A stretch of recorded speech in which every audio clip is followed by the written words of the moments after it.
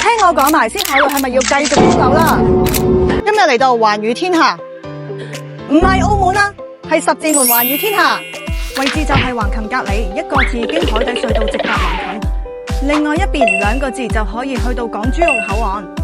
而家已經係現樓嘅狀態，一門飛利浦電子鎖，到頂鞋櫃都係做好埋俾你，建築面積1050尺，竟然可以做到4.3米闊嘅客廳。